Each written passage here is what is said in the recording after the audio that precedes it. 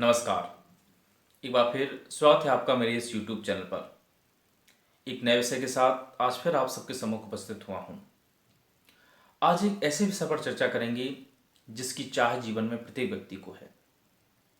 प्रत्येक व्यक्ति अपने जीवन काल में स्वयं का एक मकान बनवाना चाहता है, परंतु कभी कभी परिस्थितियाँ उसके अनुकूल नहीं होती, तो कभी पैसे की कमी के कारण वह मकान नहीं बनवा पाता। अब वहीं कुछ लोग ऐसे हैं जिनके पास पैसे तो पर्याप्त मात्रा में हैं और कई बार परिस्थितियां भी उनके अनुकूल हुई, परंतु कुंडली में योग ना होने के कारण उन्होंने मकान नहीं बनवा पाया। वहीं कुछ लोग ऐसे भी देखे गए हैं जिनके पास उतनी अच्छी पैसे की व्यवस्था नहीं है, आर्थिक स्थिति उतनी मजबूत नहीं है, लेकिन कहीं से व्यवस्था करके उन्होंने एक छोटा सा मकान बनवा लिया। तो आज इसी विषय पर चर्चा करेंगे कि वो कौन से योग हैं कुंडली में जिनके कारण व्यक्ति को भूमि और भवन का सुख प्राप्त होता है। अगर इन योगों में से जिन योगों की चर्चा करेंगे उन योगों में से कोई भी एक योग आपकी कुंडली में है, तो आप निश्चिंत हो जाइए कि भविष्य में आप एक स्वयं का मकान अवश्य बनाएंगे। अब किसी भी विषय को समझने के लिए तीन बिंदुओं को समझने की आवश्यकता है: भाव, भावपति और भावकारक। जब भी किसी विषय को समझना होता है तो सबसे पहले भाव पर विचार किया जाता है।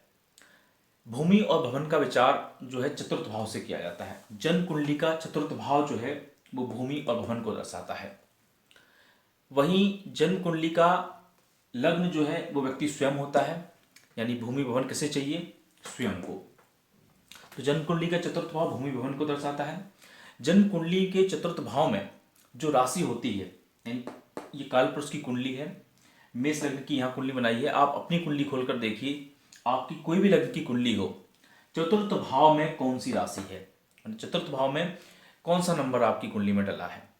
अब इस चतुर्थ भाव में ये मेष लग्न की कुंडली है, इसमें चतुर्थ भाव में कर्क राशि है, तो कर्क राशि के स्वामी हुए चंद्रमा। तो इस भाव के स्वामी कौन हुए? चंद्रमा। तो भाव हो गया, भावपति हो गया, यानी भावपति कौन है? चंद्रमा। अब बारी आती है भाव कारक की, कि इस भाव के कारक कौन होते हैं। तो क्षेत्र के जो कारक होते हैं शनिदेव, यानी भूमि के कारक शनिदेव को माना गया है कि क्षेत्र के कारक होते हैं, यानी कृषि योग्य भूमि के कारक शनिदेव होते हैं। वहीं भवन के कारक होते हैं मंगल। तो शनि और मंगल ये इस भाव के कारक होते हैं। अब देखा जाए तो ये भूमि भवन चाहिए किसे? व्यक्ति को, यानी लग्न। तो लग्न का भी विचार यहाँ किया जाना आवश्यक है। तो सबसे पहला सूत्र जो कहता है वो कहता है कि चतुर्थ भाव का स्वामी जाके लग्न में बैठ जाए।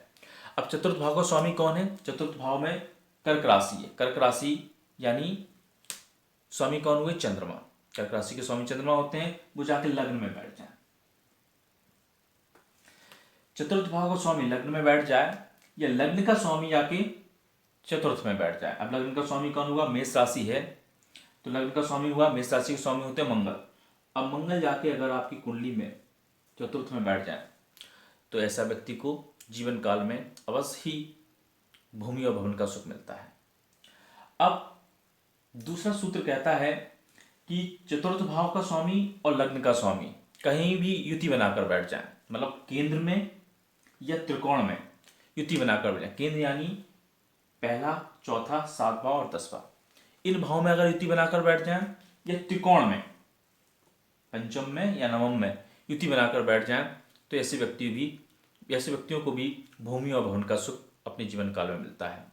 जैसे कि चंद्रमा और मंगल जाके जैसे नवम भाव में बैठ जाए, चंद्रमा और मंगल, अगर चंद्रमा मंगल की युति लग्न में हो जाए, क्योंकि चंद्रमा कौन है यहाँ? लग्न के स्वामी, और मंगल कौन है? चतुर्थ के स्वामी। दोनों युति बनाकर अगर भाग भाव यानी नवम भाव में बैठ जाए तो ऐसे व्यक्ति को भी भविष्य में भूमि और भवन का सुख प्राप्त होता है। वहीं एक और सूत्र कहता है कि चतुर्थ भाव का स्वामी और चतुर्थ भाव के स्वामी पर किसी भी शुभ ग्रह की दृष्टि पड़ जाए, यानी चतुर्थ भाव का स्वामी जैसे कि चंद्रमा है और यहाँ गुरु बैठे हैं और गुरु की दृष्टि चंद्रमा पर है, तभी व्यक्ति को भूमि और भवन का सुख प्राप्त होता है।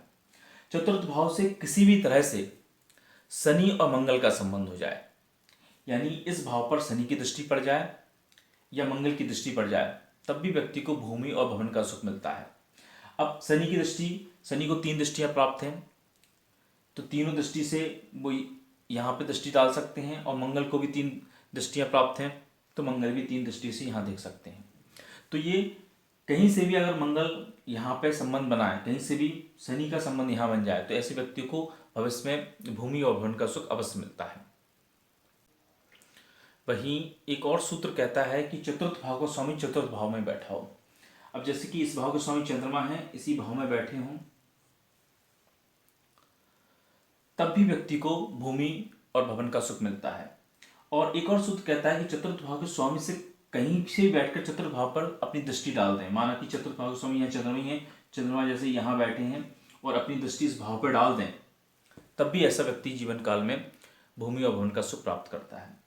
वहीं एक और सूत्र कहता है कि नवम भाव और द्वितीय भाव, क्योंकि नवम भाव जो होता है वो निर्माण का भाव होता है। किसी भी जब कोई भी अब निर्माण किया जाता है तो उसका भाव नवम भाव से देखा जाता है। तो नवम भाव का स्वामी और द्वितीय भाव का स्वामी, द्वितीय भाव धन का भाव होता है, क्योंकि निर्माण जो होगा वो धन से ही होगा। नवम भाव और द्वितीय भाव का स्वामी कहीं भी युति बनाकर बैठ जाए, तो द्वितीय भाव के स्वामी कौन हुए? द्वितीय भाव के स्वामी हुए शुक्र। तो 2 नंबर डला है यहाँ, यानी वृषभ राशि, और वृषभ राशि के स्वामी कौन होते हैं? वृषभ राशि के स्वामी होते हैं शुक्र। अब वृषभ राशि के स्वामी शुक्र माना कि लग्न में ही बैठ जाए, वृषभ राशि के शुक्र बैठ गए लग्न में। और वहीं नवम भाव त्रिकोण के स्वामी जो हैं वो बनते हैं देवगुरु बृहस्पति, वो भी जाके लग्न में ही बैठ जाए। यानी यहाँ नवम भाव और द्वितीय भाव की युति अगर कहीं भी हो जाए, केंद्र में और त्रिकोण में कहीं भी हो जाए, तो ऐसे व्यक्ति भी जीवन काल में भूमि और भवन का सुख प्राप्त करते हैं। अब अगर इस योग पे यानी इस युति पे किसी शुभ ग्रह की दृष्टि पड़ जाए, माना कि चंद्रमा यहाँ बैठे हों, चंद्रमा से दृष्ट हो जाए ये, तो ये निसंदेह ऐसे व्यक्ति अपने जीवन काल में भूमि और भवन का सुख प्राप्त कर लेते हैं। तो ये कुछ सूत्र थे जिनके द्वारा आपको समझाने का प्रयास किया।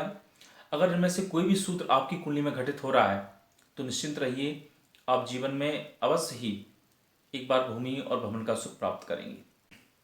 इसी के साथ आज्ञा दीजिए, एक नए विषय के साथ फिर उपस्थित होऊंगा। तब तक के लिए नमस्कार।